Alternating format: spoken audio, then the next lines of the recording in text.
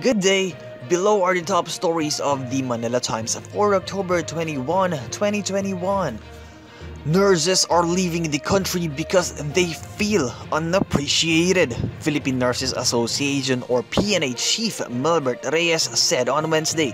Proof of this neglect is the meager pay and benefits given to nurses, he said.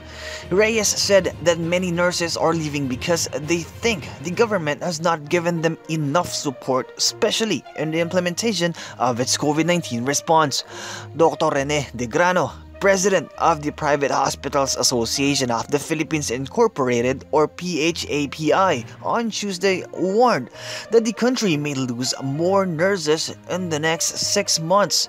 He said that around 5 to 10% of nurses in private hospitals left their posts to find greener pastures abroad. If this trend continues, hospitals' operations would be crippled, De Grano said. Various transport groups pledge their support to the presidential bid of Partido Federal ng Pilipinas or PFP standard bidder Ferdinand Bongbong Marcos Jr.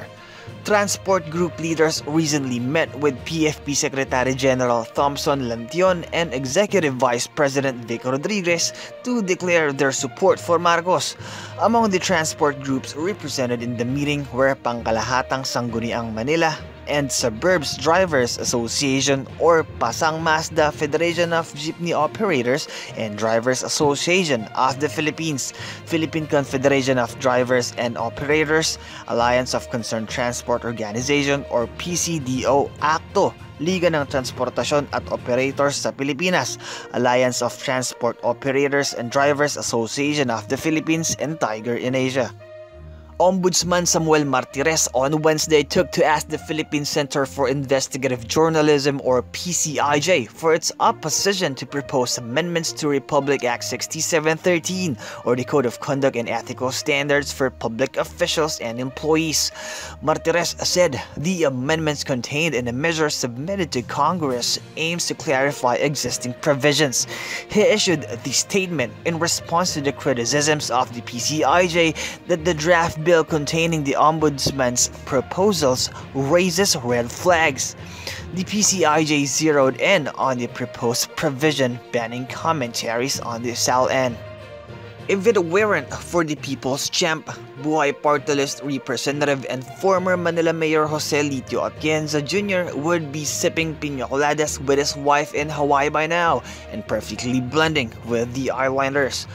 But even if the 80-year-old born and bred Manileño had dedicated 50 years of his life to public service in various capacities, he realized it wasn't time to wear his floral shirt as Citizen Lito just yet when the man whom he calls the David among Goliaths in next year's presidential race, Senator Emmanuel Manny Pacquiao, came to ask for his help.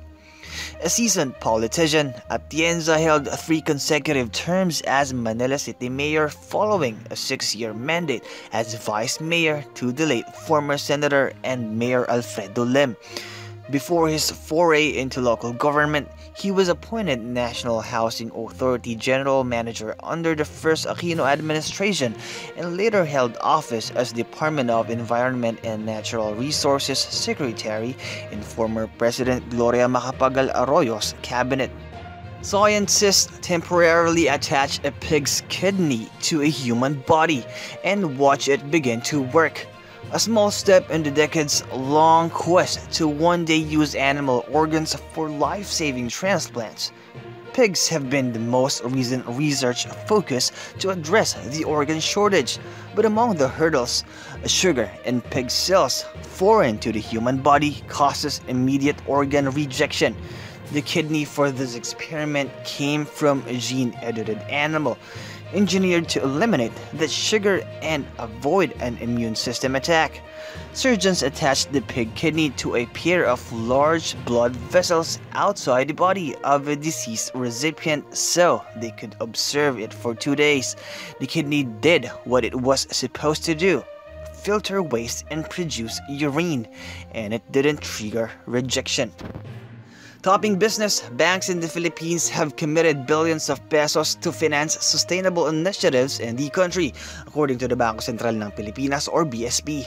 BSP Governor Benjamin Diokno said during the Wednesday launch of the country's sustainable finance roadmap that 7 local banks had issued a total of $1.15 billion and 85.4 billion pesos in green, social, and sustainability bonds since 2017. As of the end of September this year, Diokno said 15 Philippine companies from the banking, electric and water utilities, renewable energy, real estate, and supranational sectors had issued $4.8 billion in green, social, and sustainability bonds, and accounting for 29% of the total Association of Southeast Asian Nations or ASEAN labeled green, social, and sustainability bonds. Los Angeles, Cody Bellinger smashed a 3-run homer as the Los Angeles Dodgers staged a late rally to beat the Atlanta Braves 6-5 and haul themselves back into their National League Championship Series on Tuesday, Wednesday in Manila after Atlanta stunned the Dodgers with walk-off victories in the opening 2 games of the best-of-7 series. Tuesday's Game 3 at Dodger Stadium had acquired must-win status for the reigning World Series champions. In sports, Los Angeles Giannis Antetokounmpo scored 32 points as the Milwaukee Bucks launched the defense of their NBA crown on Tuesday, Wednesday in Manila with a 127-104 victory over the Brooklyn Nets as LeBron James and the Los Angeles Lakers were outgunned by the Golden State Warriors. Antetokounmpo picked up where he left off in guiding the Bucks to victory in the NBA Finals last season, leading an emphatic all-around offensive display that included 14 rebounds and 7 assists. In the other season opener, the new-look Los Angeles Lakers suffered a humbling 121-114 loss to the Warriors at the Staples Center. James led the Lakers scorers with 34 points while Anthony Davis chimed in with 33. The Commission on Higher Education or KUWTT held a symbolic vaccination against COVID-19 for student athletes of member schools of the University Athletic Association of the Philippines or UAAP on Wednesday. KUWTT Commissioner and registered nurse Aldrin Darilag administered the Moderna vaccine shots to the student-athlete delegates present during the ceremonial vaccination. As the students get their vaccine jabs, they may return to training and the most popular collegiate sports tournament in the country may resume by mid-February 2022, said University of the Philippines College of Human Kinetics Dean Francisco Kiko Diaz. Featured columnists on the front page are Ian Macabenta, Antonio Contreras, and Edsel Lagman. Macabenta writes about what's at stake in 2022, Contreras on the Schumpeterian tragedy, and Lagman on the COVID-19 initiatives of presidential candidates. The Times in its editorial talks about how the new ADB initiative will help boost infrastructure investment.